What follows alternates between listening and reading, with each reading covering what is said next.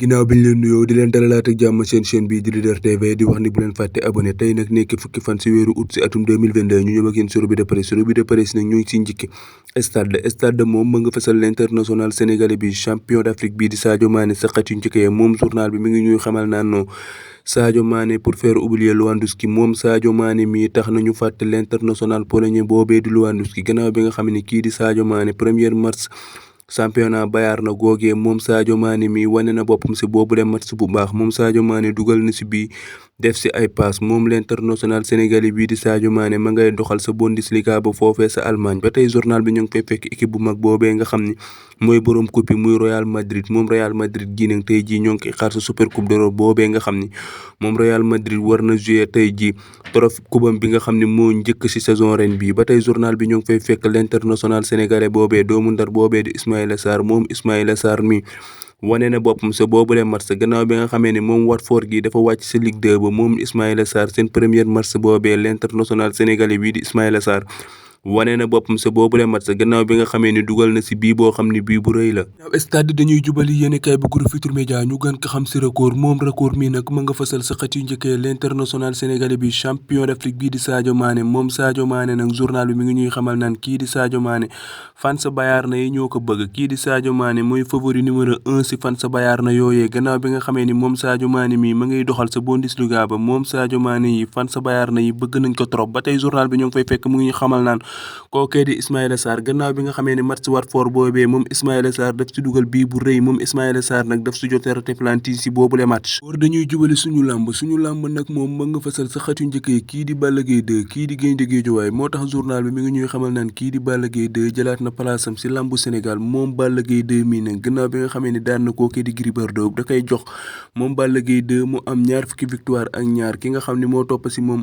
di Bombardier ak Modou Lo ñaar fukki victoire nañu am kookee nga xam ne moo topp si Bombardier ak Modou Lo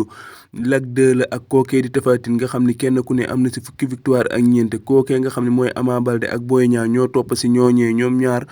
ku ne fukki victoire ak ñett la am kookee nga xam ne mooy Gris Bordeaux ak Eumeu Sène kenn ku ne fukki victoire ak benn moom Balla Gaye 2 mii nag jëlaat na palaasam si làmbu Sénégal moom Balla Gaye 2 ma ngay doxal si boobule làmba gannaaw bi nga xamee ni daan na kookee di Gris Bordeaux mu nekk combat bu yàggati métti mais kii di Gaynde Guédiawaye moo si mujj am victoire. mi dañuy jubali bitim réew ak journal bi ñuy wax Mundo Deportivo moom journal bi nag ma nga fesal l'international joueur néerlandais bi ñu gën ko xamee si De Jong moom De Jong mii nag gannaaw bi nga xamee ne mbir yaa ngay continuer di compliqué diggante joueur bi ak FC Barcelone gannaaw bi nga xamee ne moom De Jong mii dafa jàpp ne FC Barcelone dafa bëgg a teg pression si kawam wàññi salaire am moom De Jong mii nag mi nga xam ne bëgg na des FC Barcelone mais nag du laal salaire am du wàññi salaire am gannaaw bi nga xamee ne match yu mujj yi ñu génn kii di FC Barcelone dafa xam le ni woon ni day jaay l'international joueur néerlandais bi di De Jong mais De Jong nag match bi nga xam ne moo mujj si match FC Barcelone gannaaw bi nga xamee ne FC Barcelone da si bon préparation saison moom FC Barcelone doon si jàkkaarloo équipe bii di Puyma te De Jong defoon si match bu rëy ba dugal benn bi si le président FC Barcelone bi xam na ni kii di De Jong dañu bëgg mu des FC Barcelone googee di doxal moom nag affaire yaa ngay gën a compliqué gannaaw bi nga xamee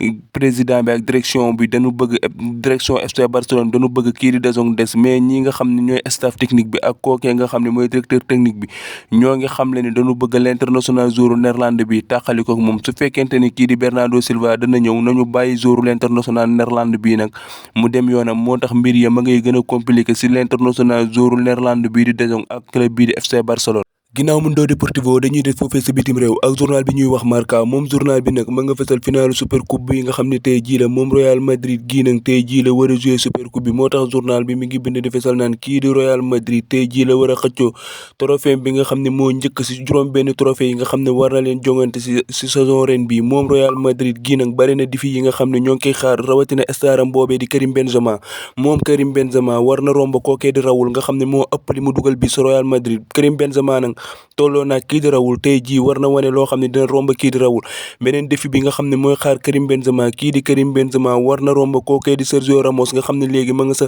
Paris Saint-Germain moom Sergio Ramos mii nag jël na fa ñaar fukki coupe ak ñaar kii di Karim Benzema ñaar fukki coupe ak benn tey jii war na wane loo xam ne dina romb kookee di Sergio Ramos moom Karim Benzema beneen défi bi nga xam ne ñetteelu défi bi nga xam ne moo ngi koy xaar moom Karim Benzema mi gannaaw bi nga xam ne saison ren bi mooy capitaine Real Madrid war na jël première coupe am en tant que capitaine ba tey journal bi ñoo ngi fay fekk kookee nga xam ne mooy tàggat waa Real Madrid mooy xamle naan dinañu saison ren bi dinañu wane lu nekk pour daan suñu concurrence yooyu nga xam ne ñoom ñu concurrence ante rawatina kii di FC Barcelone